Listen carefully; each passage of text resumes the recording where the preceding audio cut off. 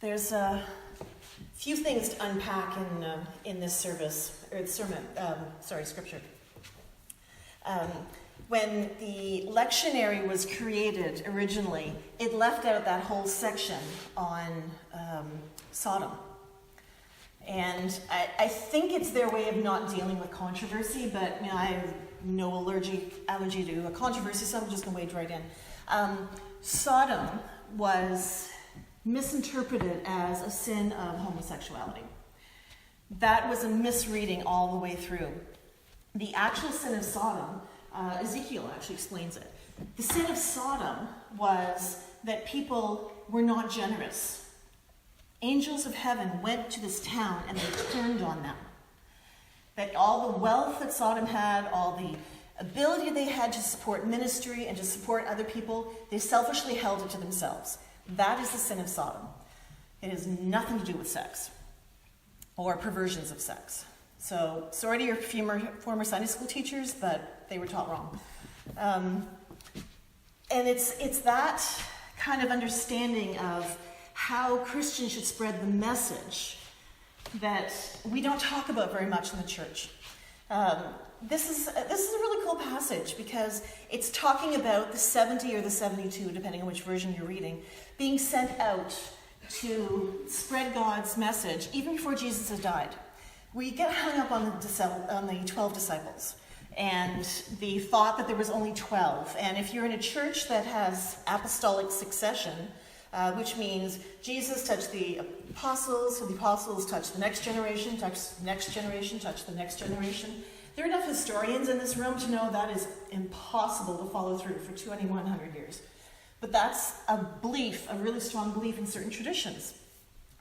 So we get caught up in talking about only the 12. But there were another group of people, the 70 or 72, that Jesus sent out with very clear expectations.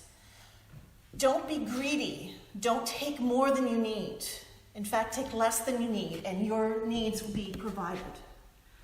That's scary in the 21st century, but it would be terrifying in the first century, where there was no corner store to get things in. If you didn't carry food or water with you, you might actually die on the road. Bandits were everywhere. Couldn't travel in dark because it wasn't safe. You never knew what you were going to expect. But these people went out just with the message that they had this really cool thing in Christianity that they wanted to share, how people took care of each other. And Jesus was really, really particular about making sure that's all they did. Because when you're a guest, especially when you're in my line of work, in ministry, you are treated special. And it's tempting. It is so tempting. Yesterday, I was invited to be part of an interfaith prayer service for children. And I was met at the door. I practically had 3 people on me. Did I need water? Did I need food? Did I need whatever? Constantly asking me if there's something more that I needed. And then after I got one of the nice comfy chairs up front, I was on camera. I was able to talk without anybody saying it time's up. Apparently it was 17 minutes. And then afterwards they came, they escorted me. And oh, you'll love this part. Everybody's barefoot then. So they were like apologizing to me. It's like, oh, my church will love that one. And then they brought me over to the table, which is the only table with flowers on it, plus the face tablecloths on it. And took my order for lunch while everybody else had to line up at the barbecue. And brought it to me, saw that I was out of a drink, brought me more. It would have been really, really nice to live in that world. And there are a whole lot of ministers who actually do. I mean, people who are convincing their churches this morning that they need a plane to get around and do their ministry well. People exploit the ministry of Christ all the time for money. But we have to be careful because that is the antithesis of what Jesus lived and what Jesus did. Jesus left stuff behind. He did not ask for special privilege. In fact, he offered his life, which is probably as unprivileged as you're going to get, for people that he loved enough to show them that God's message surpasses death surpasses stuff, surpasses anything we need. And this is really significant in the first century. I mean, it's significant now, but it was significant back then because the Jewish tradition, as I understand it, and I'm open to being corrected here, equated wealth with wisdom. And they weren't alone. Rome did that too. Christians were about the only ones on the face of the planet who got rid of everything. And then when they realized a couple of centuries in that Jesus wasn't coming back, they had to get back everything because they were bankrupt. They couldn't afford each other. But in the earliest days, Christians didn't have anything. But the Hebrew community around them saw wealth equals intelligence, intellectual superiority, wisdom. If you've ever seen Fiddler on the Roof, Tevye talks about in song, if I were a rich man, if I had enough money, then people would consider me a wealthy, wise man. They'd come to me for advice. That's part of the culture. And I mean, I don't want to just put it on the Hebrews either, because we've got a lot of people here who think if you got money and prestige, then somehow you're smarter than each other. Hello, Hollywood. There's a problem there, because when we get caught up in this health and wealth gospel, I'm not sure which one of you asked me about this, but when we get caught up in this health and wealth gospel, we miss the point. The point is that we're all ministers. We're all people trained to be sent out to spread the message of God. We're not meant to go out to get gifts. Now, Jesus did say, pay the worker for their job. So this does also not mean that you put mission work in poverty, because that's not part of it either. But do not expect additional gifts or be treated like you are superior beings, because we're not. What we do have, though, is a message that is worth sharing. And if people come to you and say, I give you peace, and you rebuke that, dust it off, walk on. Never in the history of the church has anyone told people, go with the sledgehammer, bang them until they accept you, and then baptize them against their will. Church has done it, but nowhere in the gospel does it say this is how we go out. We go out in peace. We go out with not much.